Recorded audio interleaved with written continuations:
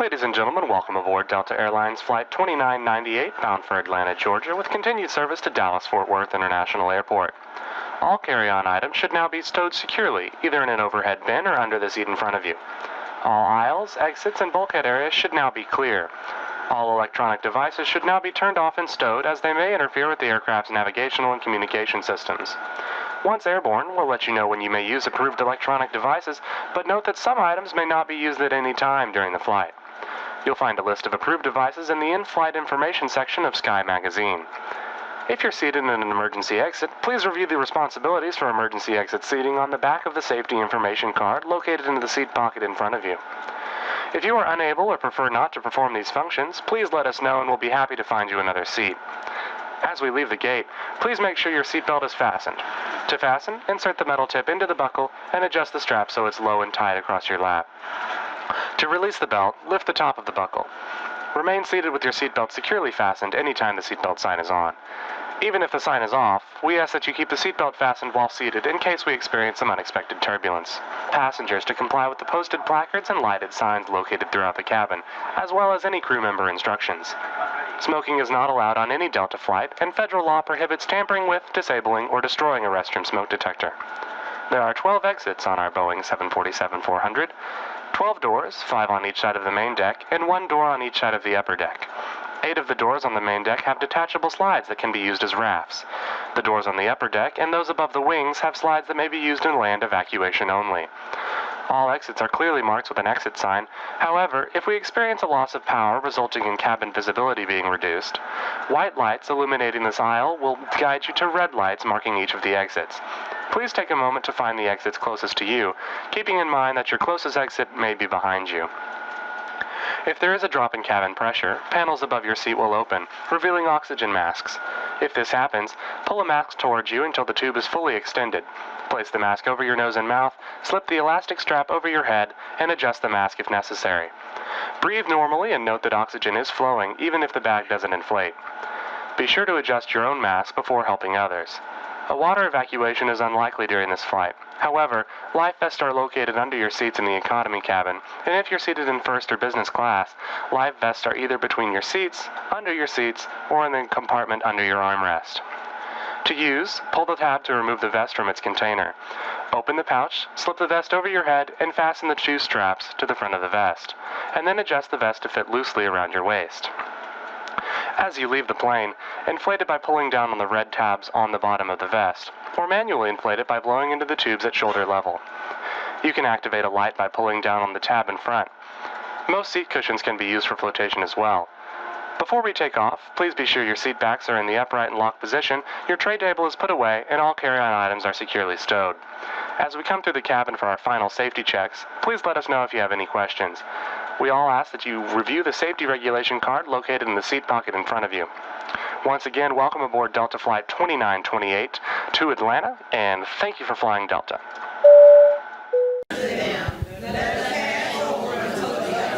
Disciples, children of God, y'all experienced the good side. Now, but you got the Passover on the other side. You see me feed over 5,000 people with 2 fish and 5 loaves of bread. So Jesus been good. Now, but there's a test that you got to go through, but it's on the other side. Your breakthrough is on the other side. Your streams of income is on the other side. Your peace of mind is on the other side. But you got to get to the other side. You got to get on this ride and go through the storms of life.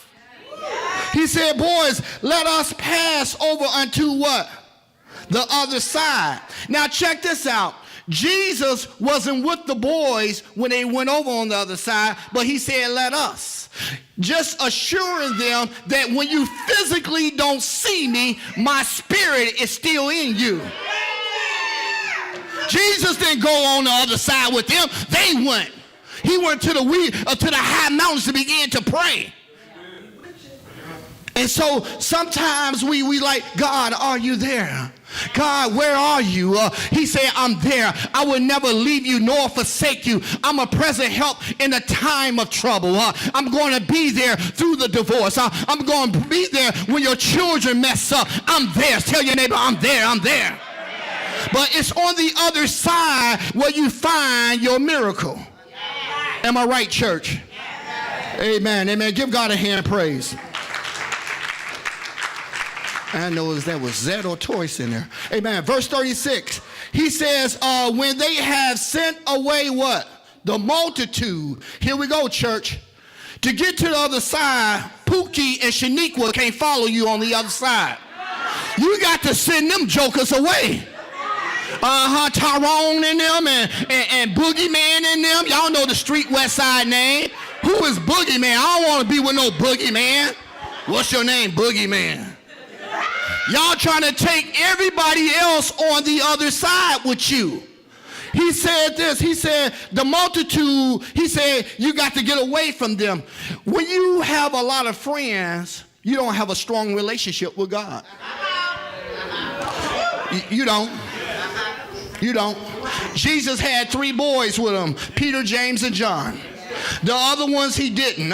He brought 3 of them close because it becomes a distraction. Some friendship is like a marriage. You're like, you didn't go out with me. You didn't kick it with me. You didn't call me. Am I sleeping with you? Some friendships are toxic. And it demands too much. You got to say to yourself, this is too much because I'm trying to get to the other side. Say, get to the other side. And you can't have everybody with you. Yeah. He said they took him even as he was in the ship, and there was also with him other little ships. The little ships, he said they won't make it because they not with me. But verse 37, help me read, church. There arose a what? Here come a great storm in your life. All of a sudden, everything was going well. Let me share this. I have seen people get tricked, Minister Rodney. I've seen people get tricked on this. When God bless you while you was in church, don't leave church. I have seen people get fooled and say, I got what I need. I'm married now. I got my new job. I got my new house. And all of a sudden, they quit on God. Oh, my God. It's shame you're going to fall into the hands of an angry God. And so God is saying, remember, I'm with you. And so arose a great storm of a wind and what? It said it began to beat into the ship that was now full. Have you ever experienced life where you say enough is enough? I got full of troubles, full of problems. Everything is full in your life. That's when Jesus shows up. Yeah. And so he said, I got to show up. And we understand this because I got a lot of scriptures to give. He was at the hinder part of the ship sleep. And then he arose and he said, and is that peace be still. And so God is saying that when storms come in your life, you got to say, peace be still. Give God a hand praise. Listen to this. The side where there's 2 sides. Someone say 2 sides. Now check this out. There is a side where fear and darkness and faith is deficient. There's a lack of uncertainty that abides. Then we're talking about the other side is your faith, hope, and joy and peace. You can rest assured that through these storms, God allows you that you won't suffer the way you think you're going to suffer, that you're going to come through. Say, I got to come through. So during the storm, you got to depend on God. Say, I got to depend on God. And so you got to make sure that you get on the right boat. Say, get on the right boat. I talked about that now. Some of us like to gamble with our money, but they ain't the boat Jesus on. He said, I need you to be on the right boat. Y'all gamblers out there, I know y'all are. Y'all want to go to the casino. Y'all know where Elgin at very well, don't y'all? Let me stop you. I'm coming down somebody's road. So after you finish gambling that money away on the casino boat, you still need some Jesus. Somebody talk back to me, because that boat Jesus is not on. And so you got to get to the other side. Say, get to the other side. Now check this out. There's a safe landing, and a safe landing is clear. Someone say clear. And so when the plane land, that's why they take their time to land. You like, why this plane ain't landing? Because it's not clear yet. And so while you still on this ride, you say, when I'm going to land? Because God say it's not clear yet. I got to move some stuff out the way so I can land. That's why he ain't landing yet. You say, I've been on this ride for a long time. He's just trying to clear some stuff out your life so you don't have to mess up, so there won't be no crash.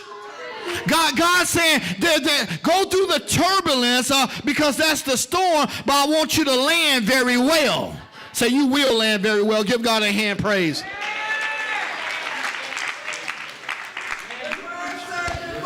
Now check this out. Now when we're talking about safe landing, it got to be a clear runway. He had to be clear and free of the debris and garbage. There's some garbage in your life got to get cleared out so the plane can land. And so God is saying that when I take you through it, I need to remove away the garbage. And there are some things in your life that is causing God to say, I can't land right now, because if I land, you're going to go back to them. And so God is saying that I need you to go on this ride. Say, go on the ride with God. Because there are some things that is about to take place. God say, even when you are on this ride, you say, be of good cheer. Let's go to John 16:33. I got to be a good cheer on this ride. St. John chapter 16, verse 33.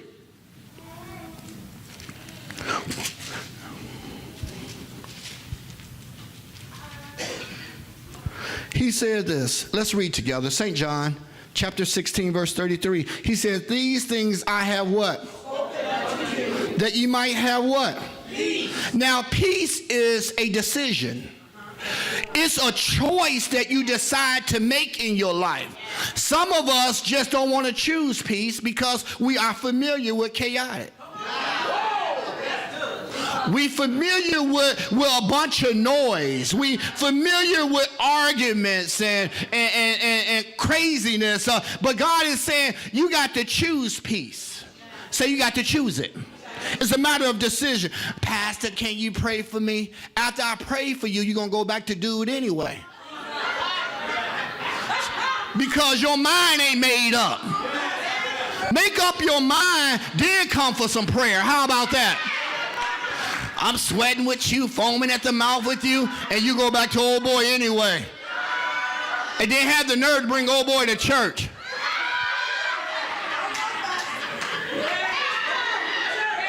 You know I'm telling the truth.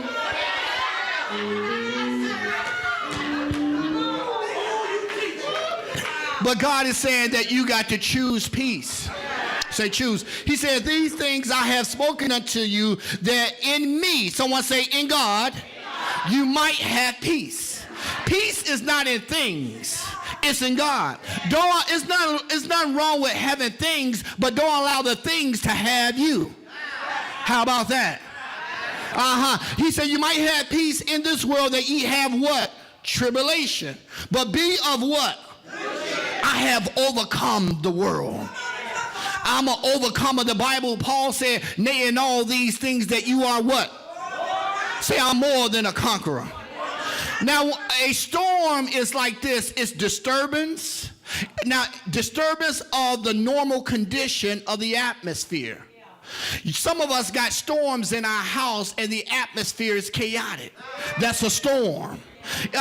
It's a normal situation that should be normal, but when the storm comes, it's not normal. It messes up the atmosphere. It manifesting itself by the winds of unusual force. The Bible said we wrestle not against flesh and blood, but against principalities in high places. What you are fighting, you only can fight it in prayer. Your children, take it in prayer. Your job, take it in prayer. Your grandchildren, take it in prayer. We're trying to fight in the natural realm, and so when we fight in our flesh, you haven't prayed, you haven't seeked God, you still doing worldly stuff, and you're trying to fight a demon. It won't work. You're going to be coming out crazy. And so stop trying to fight demonic forces with no word life, with no prayer life. And so when you're on this plane, I'm praying without ceasing. Even though it get rocky, even though it's tribulation, I'm still praying. I'm still seeking God. So it's time for us to seek God. Say, neighbor, seek God. Slip up your hands and say, God, I'm going to seek you. Come on, really seek God.